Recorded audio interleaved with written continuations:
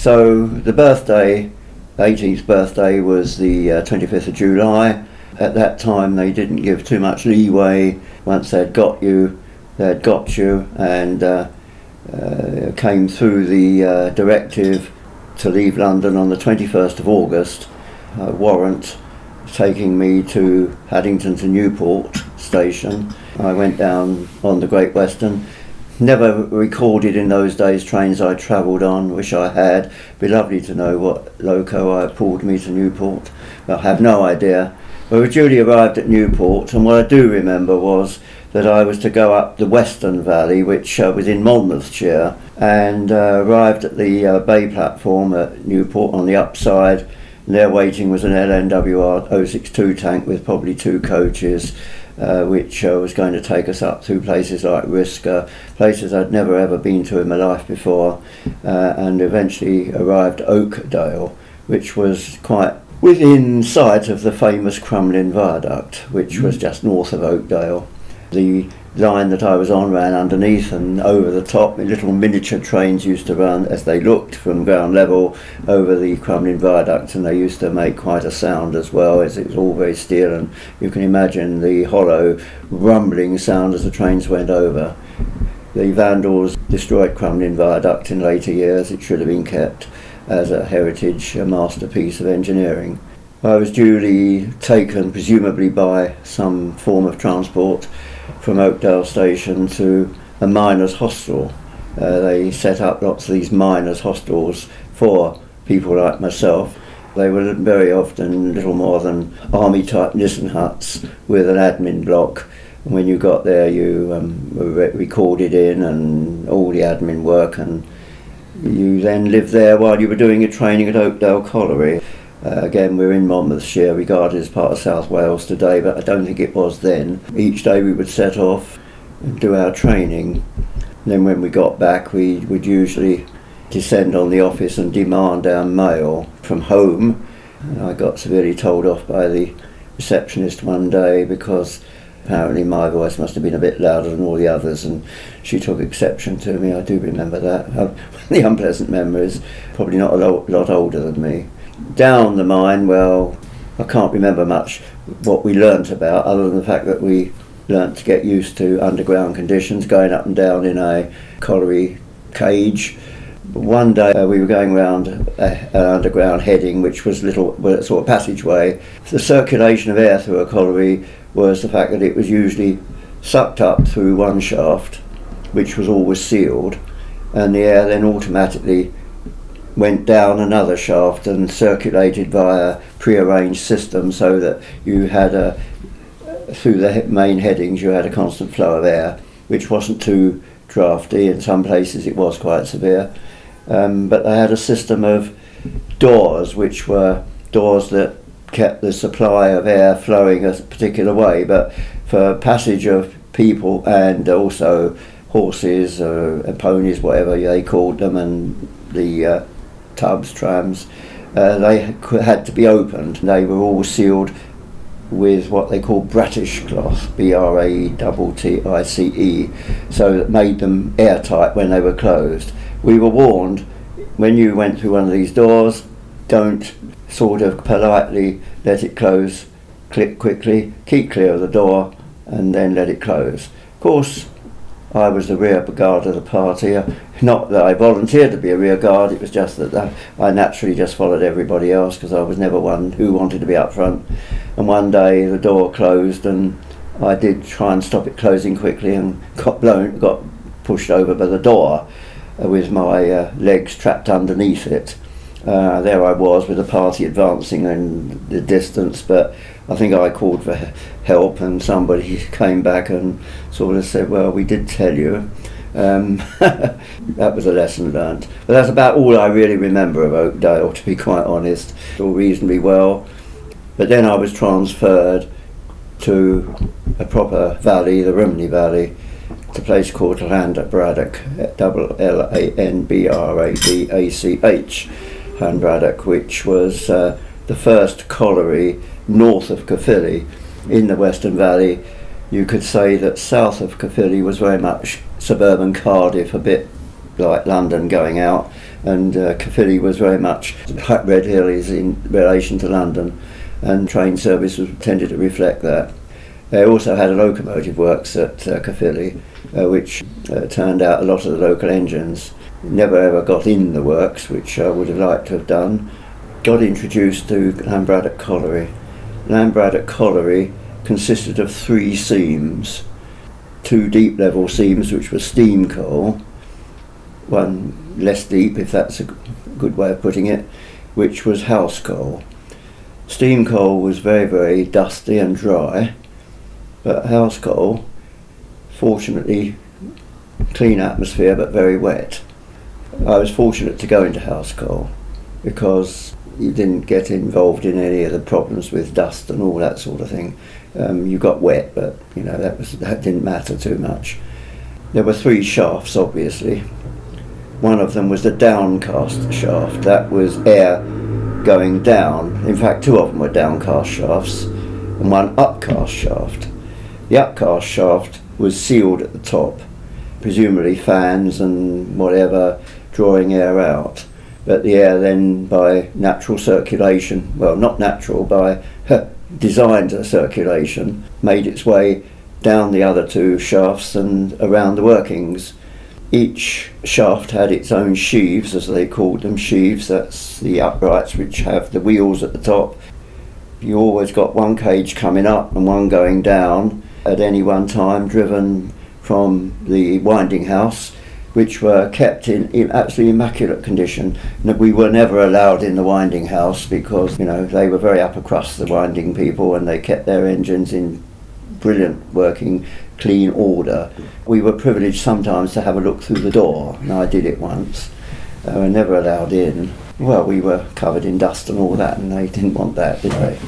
So when you arrived in the morning, sometimes we went by train, other times we walked. Astrad was the hostel, Astrad, I should remember, tell you that, Ystrad Mynach, separate word, Astrad. Still a station there to this day, as there is a station, or the apology of one, at Lambic. Sometimes we'd walk down, and we'd walk down as a party because there were several of us. We then would walk over a tip, which was a colliery slag heap. That was a shortcut into the colliery itself. One unfortunate day, a cyclist who was a miner, but he came cycling past, and I think they actually objected to us. Some of them, they didn't really like us. And I think probably the thought was he'd run into me, but he did run into me, but in the end he finished up on the floor and broke his hip. Nobody ever blamed me, and I don't think it was my fault. I think it was his fault. It was either being stupid or else he was trying to knock me over, I don't know. Anyway, he came the cropper. There was never any comeback on that from anybody, but I do remember it. Other times we went by train. Why we did it one way sometimes and some way the other, I don't know. It may have been to do with winter mornings and summer mornings, I have no idea all these years later. But if we went by train, then we bought a workman's ticket. The train would be usually an 062 tank, as you might expect in that area, and it would have Great Western, brilliantly clean coaches, except that on the back there were 2 old clerestory roof coaches which had wooden seats and were for miners such as us. And I tell you what, wooden seats, clerestory roofs, those coaches ran like silk. They really did. They were a joy to travel in, and I have really happy memories of travelling in those clerestory wooden seated coaches, Great Western Railway. Arriving at Lambic, we would walk from the station, or if we'd walked over the tip, and we'd eventually get to the lamp room. We all had a token. Not sure if it was called a docket or a token. Whatever it was called, we had a brass which had a number on it, and that related to the number of your own lamp. Now the colliers, they were the established miners rather than the boys. We were boys, although we were 18 plus, we were the equivalent of boys, and boys in those days would be 14 upwards. So a lot of the colliers' helpers, we were officially a collier's helper. So the colliers would have an electric lamp, which was like a lighthouse, battery in the bottom, part and a sort of typical lighthouse. It looked like a miniature lighthouse, and that was their electric lamps with a battery. But us helpers got an oil lamp, which was, just a little modernised version of what had always been used in coal mines, really. And that was an oil lamp. Well, they were treacherous, because if you dropped it, the light would go out. If you dropped an electric lamp, well, it wouldn't go out. We worked largely with the Collier's lamps. When we were down there, we'd hang the Collier's lamps up, and we'd work with those. But travelling in and travelling out, or walking in and walking out, then we would use our own lamps, which didn't give a lot of illumination, as you might imagine. So having done the lamp room thing and surrendered our tokens, they weren't called tokens. They weren't dockets either. Dockets were what you got when you were paid. We would then go to the entrance to the shaft. In our case, it was number 3 shaft. And there you would enter the pit cage, and the gates, like Boswick gates, if I remember rightly, would come across. You would feel that you're about to descend. Some engine men would just let you go down like a stone. Other engine men would be a bit more gentle. But I was taught right from the start that what you did when you were in the cage, as soon as you were aware that the gates had closed, take a deep breath, and as the cage descended, let your breath out, and you won't get that feeling of the ground falling away beneath you. And it did. It worked every time. There was always this feeling, travelled in underground lifts, but we knew underground lifts were safe. I wasn't so sure about this system. I often used to wonder what would happen if, in fact, the cage didn't stop. But fortunately for me, it always did. But there were cases where cages didn't stop, as you probably have read. And so we'd get to the pit bottom. Pit bottom, that was what it was called. There would be a fireman. He wasn't a fireman as you might think of a fireman. He was called a fireman. He was a colliery official, and he was largely the safety person of the pit. There was also an overman. The overman virtually was the man who was in charge, but the fireman was the safety man. And really, we had more regard for the fireman than we did for the overman. I wish I could remember the fireman's name. He was an absolute gentleman. We all thought the world of him. The overman was not such a nice person at all. But he was a nice chap, and he would always greet you, and he would, with the collier's lamps, he'd always do a twist on it to make sure it was locked. We looked at our lamps and presumably did the same thing. And then we would troop off to, well, usually the workings were a long way from pit bottom.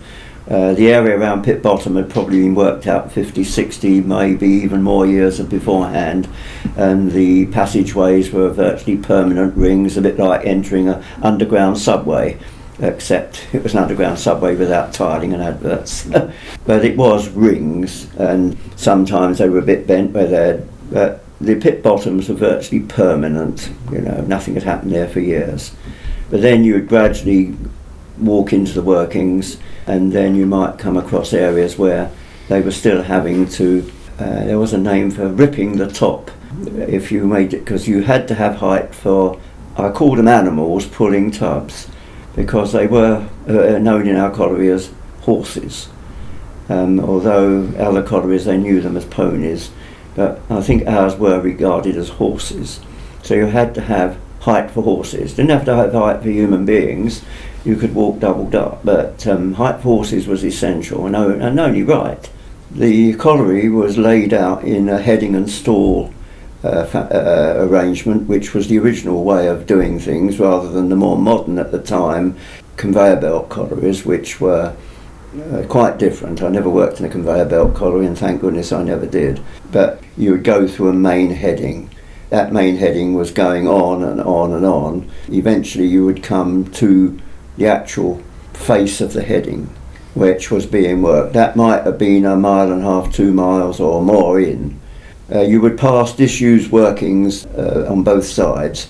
Eventually you'd come to the present workings, and then driven off the main headings you would have headings, and they would go out either way, and they would be going out from the main heading at a certain prescribed distance.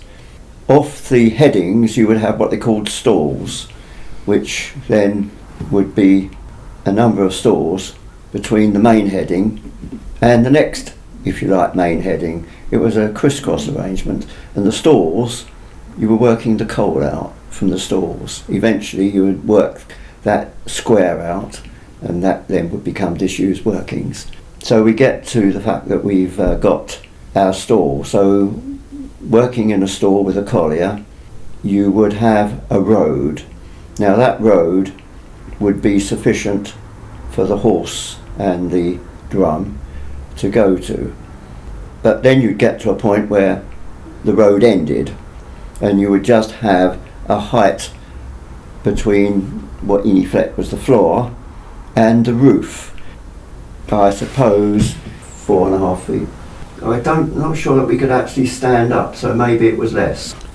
You, on each side of that width, you took coal out to a wider width, and the collier's job was to undermine the coal with a mandrill, as it was called, which is a short pick. When you undermined the coal and got bottom out, then the coal would start to work, and you would hear it crackling, and that meant the coal was working. As soon as the coal started working, the collier would then be able to put his mandrill into the coal and pull it forward, and then helper's job was then to shovel it into the drum, TRAM, but they called them drums. There was a problem because on top of the coal, which didn't then sort of be part of the permanent top, but it lay on top of the coal, was a layer of slag which was called clod, and it wasn't to go with the coal. So one of the jobs that you're supposed to do was to pick out clod from the coal and then push it behind you as packing. One of the other things you had to do as you moved forward was to put in props. You put those in as a temporary thing, really. You put them from floor to top, and you put these in and you put a little thing on top which anchored them in, and then this space behind you you filled with clod, and you move forward, and then there'd come a point where your tram was some way behind you. So what would then happen on the afternoon shift, the shot firers would come in, they would bore holes in the bottom, and then they would shot fire the bottom, and when you got in the morning you were faced with getting rid of all the uprooted floor. That was another job you had to do, get it into the truck. I don't think they took their own away. I can't quite remember whether they took it away themselves or whether we had to do it. It may be they took it away themselves. I can't really remember that. But we were paid on coal production. My collier was paid on the amount of coal he sent up in the trams. So we relied on a good service from the hauliers. They were the chap in charge of the horses and the drums, so we relied on a good service for them to bring us empty trams so that we would always be able to keep filling them. They would go up to the surface, be weighed, and he would be paid on the amount of weight that went up. Now, you shouldn't have ever sent up anything with any clod in it. I think the chap I worked with was very honest, and we didn't. But I know that some did, because it made more weight when it got up there. I think probably we did have to clear our own stone up, but we wouldn't have been taken away. We would have used it as backfilling. So that is how we advanced. So we would push forward, they would come in, shot fire, then next day we would backfill. I don't know how we got paid for the backfilling. I think it was all part of the fact that you send so much coal up, and that's what you get paid for, and it was part of the price of sending the coal up. The detail I can remember is the fact that we were paid a minimum amount on a docket, which was a pink thing if I remember rightly, and we were paid a set minimum amount, but if the collier felt inclined to give you more than was on the docket, it was his privilege to do so. And that would depend on how well you got on with the collier, how much help you were to the collier. See, it worked on the basis if you were a willing hand and you could keep that coal moving, it was more going up, and if the hauliers kept the service running, then in the end he got more money. It paid him to give you a bit more money, and I think that's what went on. I can't remember the name of the chap who I was employed with to start with. He was a youngish chap, probably, again, reserved occupation, not called up, and we got on quite well together. I didn't mind working, I was quite pleased to work. But one day he apologised to me for making me so much work. Well, yeah, he said, only I wouldn't want you to go back to London with the wrong idea of what it's like down here. Which is fair enough, fair comment. But I didn't mind, I was quite happy to do whatever they wanted, pass the time away actually. I didn't dislike doing it. And of course, again, he would let me have a hand at undermining and drawing the coal forward, and he would then give a hand with filling the tram. So it was very much working together. We got on quite well together. Can you explain what shot fire is? Shot firing was drilling holes in the bottom. In other words, there is the floor, but you're down here now, so the horse... You're below the floor level? Well below, because that's been blasted out beforehand. You've now got to move on. So that was a job we had to do, actually, was drill the holes. And I've done quite a bit of this where you had a drill, and I think we did it between us, and it had a handle on it. You had to sort of go forward and up, forward and up, forward and up, and this thing would gradually find its way into the stone, and eventually when you had drilled far enough into it, then I don't know how many holes we had to drill, probably 2. I don't think it was any more, but that was another job we had to do, and again it was done as a combined effort. I don't think I could have ever managed it on my own. And then the shot firers would come in, they'd put, I think I saw someone, sort of gunpowder sort of stuff, whatever it was, in sort of tubes. How can you call it? It was circular and about that long. Don't know how it was arranged. May have just been in a pack of some sort, but it obviously had to fit the hole that we had drilled, and I don't know how many of those they would have had put in, but obviously they were skilled shot firers, and they only did it when everybody else wasn't there, which was the afternoon shift, and presumably they then went back to, I don't know how they did it, they may well have laid a fuse, and then eventually when they were safely away, it went through and blew the whole lot up. I have no idea, I never saw shot firing, it wasn't on our shift, I just used to see the results of it. So that was shot firing, if that's a good explanation. So we went on like that for quite a while. Main headings, there was a chap called Marshman, was the man in charge of the main heading, and he was largely turning out a lot of coal. He was advancing at quite a rate, he had to keep the thing moving, but he had not one helper, he had probably 4 or 5 at any one time, 4 perhaps, and they were usually locals. Then occurred a problem. Some of the miners didn't like us at all, didn't approve of it. We weren't good enough. And some of the chaps who went down there they'd gone down there against their will. They wanted to go in the army and all that sort of thing, so they probably messed about. And in the end, it was decreed that we would all work on the surface in the middle of winter as well. So we all got sent to the surface. And there we just pushed these tubs around, trams around, or we worked on the screens. Now screens were a moving belt. I think it was a moving belt. I think there were ones where they shake us, but I think we had moving belts. And basically what happened was that the coal, having come up the shaft and having been pushed around the top on sort of miniature, narrow gauge railway, eventually got put into, I think they were called tipplers. They were turned over, coal came out of them, and they finished up on this moving belt, which were called screens. We were put on the screens, freezing cold job.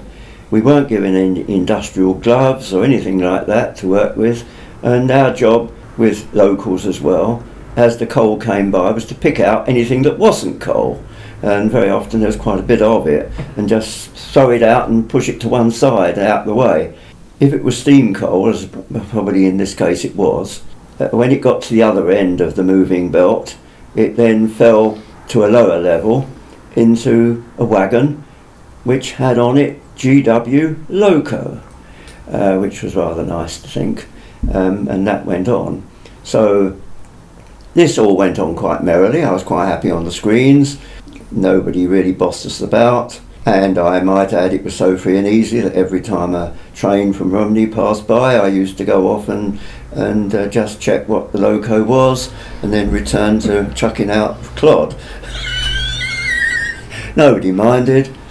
I have a recollection on that case where one of the locals asked me to take a cigarette and light and somehow or other put it in my mouth so he could I don't know why he couldn't do it, but I put this wretched cigarette in my mouth so he could light it somehow or other, and that confirmed that I would never ever smoke.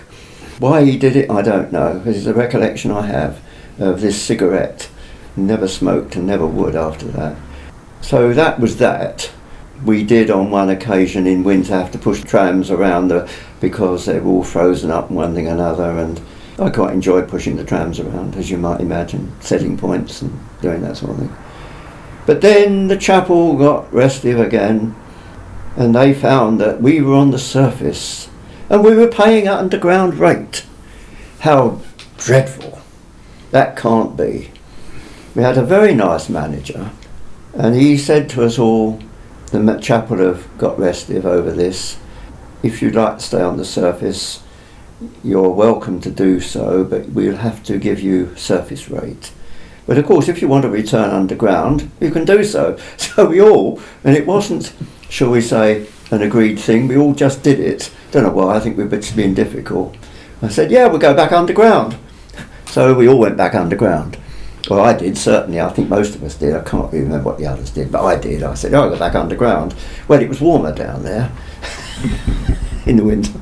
And then, of course, the problem was finding us work, because I don't know what had happened to my friend I'd worked with, but it seemed as though we couldn't work with anybody. But then they found me, a man on a main heading, and he was on a hard heading. He wasn't actually on coal at all. He was on a hard heading, which meant that he was drilling, and then they were shot firing, and he was actually going, I think they were searching for another seam, if I remember rightly, and so I went on this hard heading with a gentleman, apparently it's a great Gloucestershire name, because a lot of these miners had all come in their early days, they'd inherited from people who'd come from the country areas of Gloucester and that way. And this man had a name which sounds very rude, but it's the real name, and it's Mr. Fluck, F-L-U-C-K. Mr. Fluck was not the happiest of individuals. He was like working for a very severe schoolmaster. You didn't ever talk to Mr. Fluck, you just did your job. He might mutter instructions to you. I think we were shifting stone and we were boring for shot firing. I don't quite remember what we were doing, but we certainly weren't producing coal. Anyway, I'd been with him a few days and not said a lot to him. And the fireman came round, and how's he doing? Oh, he's all right, he's a trier. That's so that was a great compliment from Mr. Fluck. So we got on quite well, really. Well, got on quite well in as much you didn't converse with him a great deal, and he didn't converse with you, but at least I was a trier, so that was good enough for him, it seems. And I worked with Mr. Fluck quite a lot. I always remember one day, we were on this hard heading. It was probably me being slow thinking, hesitating, rather than doing something. I've often thought about this, but on the other hand, if I'd been a doer, I might have finished up by being killed. But we were going off on this hard heading, which was off another heading, which was producing coal. Now, what I should now tell you, it's a job to get all this into context, but when the coal in the far headings, which I was on originally, was hauled out by the hauliers with their horses, they then got onto a main heading where it was a railway as such, and they had what they called double partings, which was just like a what they call on single loop and tramways, passing loop. It was what did I just call it? Double parting. And there they would assemble these numbers of trams that they brought out of the various headings into a train, but they called it a journey. And the journey then had a cable on the front, which was attached to an engine somewhere up beyond. It was a bit of a cable railway, really. It was just like a cable. We had a cable a hauling on the front, but the cable ran round a drum, and the other cable was running the other way, all on rollers, just like a cable tramway. And these things were, and very often the cables were dancing up and down, and you had to be careful, because sometimes if the heading wasn't dead level, they'd be carving a hole out the roof. On this day, I went down to double parting for some reason or other. I can't remember why I went down to double parting. Opposite was what they called an airway. Now, the airways were just that, but they were very old workings, and very often the top had fallen in, and it was a job for, shall we say, somebody of advancing years who was beyond possibly doing coal anymore. It was just a job. And he would go into this airway and spend all day clearing up some stone. They'd send him probably a tub, fill it up, and that was his day's work. Anyway, I went out in this double parting, and I was aware that the journey was approaching. No lights on it or anything, because it wasn't manned. So I couldn't see it. I just knew that it was coming. By probably the light of my oil lamp, I could see the cable, and I knew the journey was getting near. And I suddenly realised that when the man had taken his tram into this working, he hadn't reset the points. I knew what was going to happen. All I had to do was reset those points, but I hesitated because I wasn't sure where the journey was. Couldn't see it. But then it was all in front of me. Journey came, and all the wagons tried to turn sharp left, being pulled by a cable that wanted them to go straight on, all full of coal. So all they went on, they were dragged forward, finished up on their sides, finished upside down. You never seen such a mess in all your life. Coal everywhere. And then I think went back and said, Mr. Flucker, was a journey derailed. But of course the winding people knew, because it had obviously everything had pulled up, and it wasn't down to me. I don't think anybody ever knew. I don't think I ever told anybody. Actually, I was there and saw it happen, to be quite honest. What was the point? I don't know what I was doing there, why I was there, can't remember. He had sent me out there for something, can't remember what. Anyway, whether when I got back I said, oh, journey's derailed, or whether I don't know. I just remember that it happened. So that was that disaster. It was all cleared up by next morning, and so that was working with Mr. Fluck. Then that somehow ceased, and I finished up given a job working in a heading airway. Same thing, go up there and lose yourself, make sure you come out at the right time. Don't think I had a watch, so I don't know how I managed that. And so I was up there with my oil lamp. They'd bring me up at a tram, and I'd fill it with stones, and then they'd come and collect it, and simply another one. We were no urgency for us, because they were too busy servicing the colliers, of course. I think it got to the point where we weren't needed, and quite honestly, I'm glad they didn't, but quite honestly, if the people, shall we say, managing manpower had really been on the ball, they would have had us all out of it and put us all in the services, because I don't think we were needed at all. I don't think we were needed in the first place, to be quite honest. I think this was a bit of political bungling, but it served my purposes. So one day it came time to go. Well, again, this was an old airway, and some of it had been ripped down, but others of it they'd just dug out between the sleepers of the sort of so-called railway. So you had to sort of step over the sleepers and into the hole and over the next one. Well, the inevitable happened in doing it. My lamp hit the rail and went out. I was now all on my own, in complete darkness, without a lamp. I suppose they would have come and looked for me eventually, because my lamp wouldn't have finished up in the lamp room. and then there would have been a search party. Well, assuming they knew where I'd gone. Of course, it ended then if the fireman had told anybody where he'd sent me. Anyway, in the circs, I thought, well, I'm not too far from the main heading. I'll feel my way by holding onto the rail. I'll keep guiding myself along on the rail, and eventually I got near enough the heading to see the lights going by. And as I got nearer and nearer, so the illumination from the passing lights got better, and I was able to join the main heading exodus, and so it was all right. Another practice which I indulged in and shouldn't have done, but at the time in Rome, you do as Rome does, even if it's risky. It was strictly against regulations. It was strictly against regulations to do it, but everybody did it. That was to ride the journey, and that was to, on the end of the journey, you got hold of the side of the end of the wagon, got your feet up on the buffers, and then rode the journey, usually a pair of you at the end of the journey. Did that many times, but it was strictly against regulations, but nobody ever enforced it. I've ridden journeys. You've been talking about journeys, that's in a main heading. Yeah. So there is enough room for you to stand on the buffers. Well, no. Did you have to watch out? In the main headings, there was a fair amount of height. Yeah, the height was quite good in the main headings. I got a feeling they used to come to partings, and then because the engines couldn't wind too far, then the journeys would be transferred from one set of cables to another, and they would complete eventually to the pit bottom, where then there was a man who would take them off the journeys, and he'd shunt them into the pit cage, which was railed, and then they'd go up.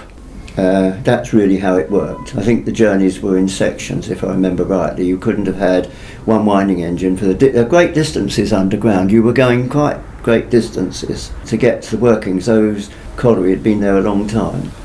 To a degree, one was in the control initially of the collier, and he would expect you to be with him when he wanted to start hewing coal, because you were his assistant.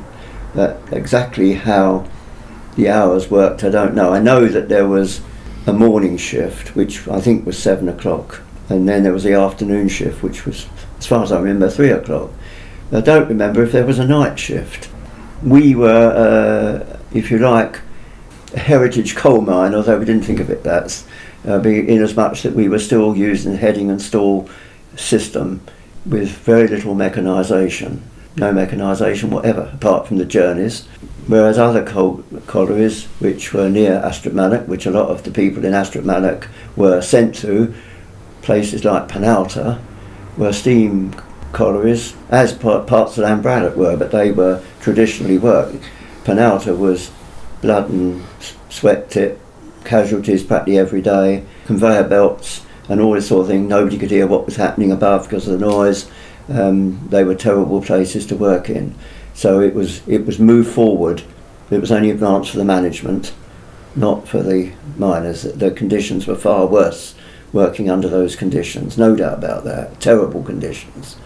And the group that owned most of the collieries in the area was the Dufferin group, who owned these mechanised mines, and they were slave drivers. There's no doubt about that. They were obviously wealthy people who just saw people as expendable. I mean, yes, it was a pretty awful industry. I just happened to be lucky and went into a colliery which wasn't too awful at all. It was supposedly owned by two old ladies who were the Coates family, who apparently were involved in cotton. Whilst I was there, which would have been between October 44 and November 47, the collieries were nationalised. And we became part of the Powell, I think we became part of the Dufferin group. It was still known as the Dufferin group, although it was now nationalised. I don't think anything really changed as far as it was nationalisation for the benefit of the workers, but I don't think the workers got a lot of benefit out of it at all. Not at that stage anyway. Then of course the mob came. I was group 62, service group 62. When servicemen came out 62, we came out. I let my last day in colliery service was 28th of November 1947. Now, I never went back to that part of the world at all, but then in the 90s they started running Class 37s on the trains up and down from Rumney. So I went down to do the 37s. And Lambic Station was just I got a feeling it was only a single platform with a single line. And there was no trace whatever of the colliery at all. I don't think even the office buildings were there anymore. Certainly the tip had been cleared away, and there was no trace whatever of Lambic Colliery. Amazing. Can I come back to your shift? At the end of a shift, you. Oh yeah, I hadn't talked about the end of the shift. Now, what happened at the end of the shift? You came up to the surface. Yeah, we assembled. We got to pit bottom by various means, as described, and then we were taken up to the surface. And when we got to the surface, the prime thing to do was to return your lamp to the lamp room when you got your, whatever it was called, given to you. You mustn't lose that. It was yours. That told the lamp people you were out of the colliery. It's a bit like fire regulations today, signing in, signing out. Yeah. That told them that you were out, and if after a certain amount of time, presumably your lamp hadn't come in, they sent a search party for you, I presume. But I always came out and always got my token. And then, well, what did we do? We passed the colliery train, which was in the colliery siding, which was four-wheel Great Western coaches, which was the St Geneth Works train, because large numbers of the people who worked in Lambic came from St Geneth, which was the site of the great explosion many years before, which was featured in recent years. I worked with a chap down there called Johnny Jones, you might think the Welshman, yeah, Johnny Jones is. And Johnny Jones was a very nice chap, I remember Johnny, and he came from St Geneth. But that was St Geneth Works train. Now how it got there, I don't know, whether it went to Caerphilly and reversed, or whether there was a connection round, because St Geneth, Caerphilly was that way and St Geneth was that way. So I don't know how it did it. I never ever bothered to watch it go. The main thing was, we had no pithead baths, so you were, just as you came up, covered in coal dust. And so the first thing to do was to get back to the hostel initially at Astramannoch. And we used to go on Western Welsh buses. How they allowed us on there, I don't know. I remember a conductor on one of these buses. I got on this bus and he said something which was giving me some unofficial advice for my advantage. And I think I twigged what he was getting at, but felt it shouldn't be done. It wasn't right to do it. And so I sort of hesitated. You're slow on the uptake, aren't you? I always remember that. Well, perhaps I was hesitant because I didn't really want to do it. Or perhaps I was slow on the uptake, who knows. But other times it was Caerphilly Council green buses. Now they'd just taken delivery of a batch of Guy utility buses like G5 351 at Cobham, and they were wooden seated Guy buses, and they were FNY 7 something, or 710 to about 719, something like that. They were certainly FNYs in the 700s. I always remember those, FNY, and I don't know if any survived.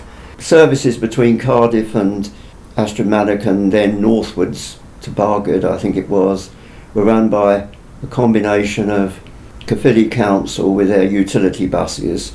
Got feeling Western Welsh had a hand somewhere, I can't remember that, but I think it was a Western Welsh conductor that day who had a go at me. And then there was West Mon. They had brownish buses, they worked the service, and we very often used to go to Cardiff by bus rather than the train because it was cheaper. I didn't get privs at that time, although I worked on the underground, I didn't get privs, so I had to pay normal fares. I still did quite a bit of travelling though. I didn't work Saturday or Sunday, so Saturdays and Sundays I used to go all over Wales, going around engine sheds, and they used to usually say, yeah, okay, yeah, you can go around Tondy and all sorts of places I visited. All the engines were always completely out of steam and dead, no movement whatever. Lucky to find anybody on the shed even. But, you know, they were all right, they always let you around, no problem at all. Which brings up two things, really, which are relevant. One of the Bevin boys, although he was considerably, well, some years older than me, whether he'd come in as part of being conscripted or whether he had come in on his own account, I don't know. But he was probably several years older than me, and he'd been a booking clerk on the Southern at Staines. I think he was married, believe it or not, and he had a house in Lambic. But because he had a better education than I had, so he was still a booking clerk like I was, but he had a better education, he wasn't seen as being one for hewing coal or being a collier's assistant. He was seen as one who would come around with the fireman measuring. He'd come around in his shiny hat and all that sort of thing, but he was all right. I wish I could remember his name. And we got to know each other, and I got invited round his house.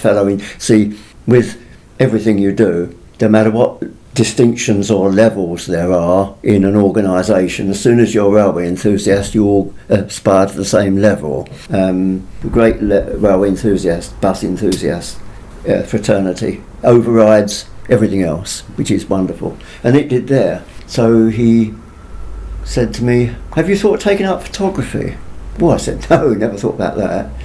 Oh, he said, "You ought to take up photography, just looking at engines and noting numbers, It's all one thing, but photography is something else." I don't think I'm making a bit of this up really, because I don't really remember the precise wording, but that's what he implied, that I ought to take up photography. So I said to my father, we used to have lots of unofficial leave.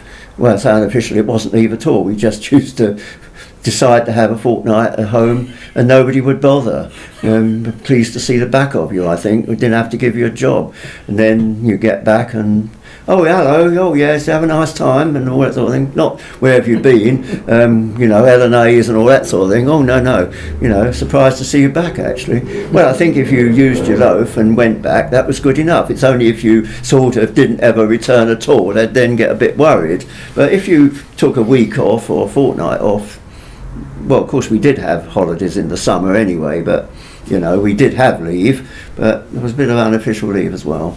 But it wasn't leave. We got back and I said to my father, "Well, I believe we have a camera at home. Could I borrow it?" "Yes, of course you can borrow it." So I got this camera, and it was a great thing with a bellows, which then folded up, ensign possibly. And I took that down with me, and one day we set forth on a Sunday together, and we went to 7 Tunnel Junction Shed. Whether we asked if we could go round or not, I don't know, I can't remember. But whatever, we had the whole place to ourselves. And he said, "Well, here you are, load of engines. Which one are you going to photograph?" Well, the Dean's Goods sitting there, heritage engine, even in the days before we didn't know what the word heritage meant. Dean's Goods, many of them had all gone abroad to ROD and never to come back. There was a handful of Great Western still used, and it was a highlight if one came to Old Oak Common, when we'd all turn out for Dean's Goods coming to Old Oak Common, but that was before we went down the mines. Here was a Dean's Goods sitting on 7 Tunnel Junction Yard, and I took a picture of it. But I've never seen so many telegraph poles sticking out of an engine in my life. He didn't teach me very well, but that was it. So that was my introduction to photography. One of the things to do from Astramadoc was to get a Western Welsh bus at weekends. Some of the weekends' activity was Pontypridd, because Pontypridd station was a mini Clapham Junction, except that it wasn't electric trains, it was 062 tanks everywhere, plus the odd 060 tank. I well remember Pontypridd going out of the station, elaborate station entrance, and as I walked by, what passed by in front of me at Tilling ST? Now, would you believe that? And then a Portsmouth trolley bus. But in between all that, single-deck trolley buses with old-fashioned booms, which was on one, if I remember rightly, cross booms, yes. And they were very old, and they were still running up and down Pontypridd, but they'd got utility buses, utility trolley buses, they'd got Portsmouth trolley buses, I remember, they had Tilling STs. That was one of my weekend things, and sometimes I do it in an evening, go off in an evening, because we finished early in the day, don't forget.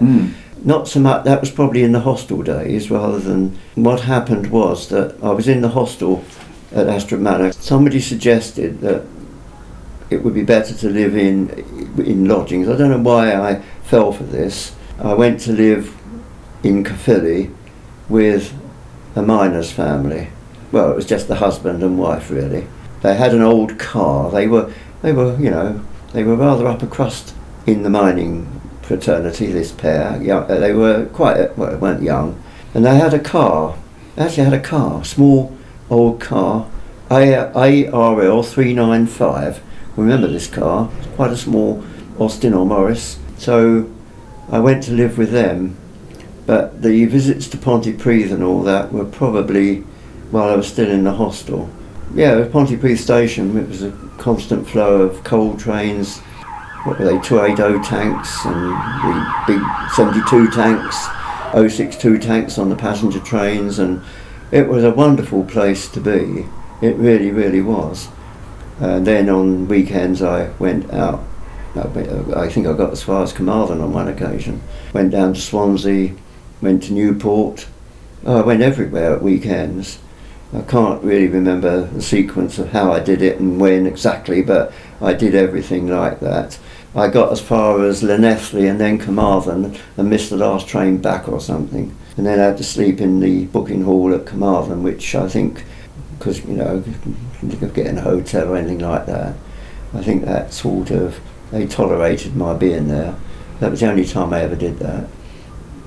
What else might have happened? Newport was quite a place because through the middle road at Newport you had a constant procession of freight trains, and they weren't on signalling, they were working slowly through on, just keeping up with the one in front. As the one in front moved, they would move up. And there was no signalling involved at all. Well, if there was, it was overridden.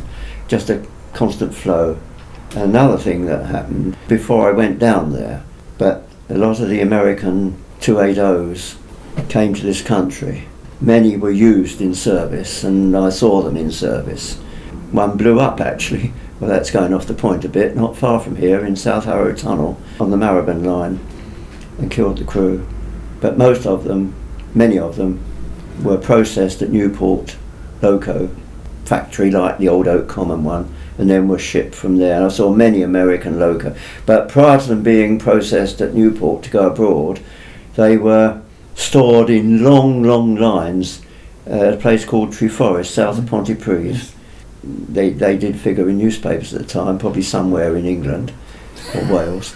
A friend of mine, this is going off the point completely, but he decided to do this line of locos to see them all, and got caught up with by the American Guard. In the end, the American Guard sort of, all right, you shouldn't really be here, but that was the end of that. You can get marched into the American dungeons or anything, but I never did anything like that. I think by the time I got to Wales, they were actually, because it was now August into September 44, most of these locos were being shipped anyway.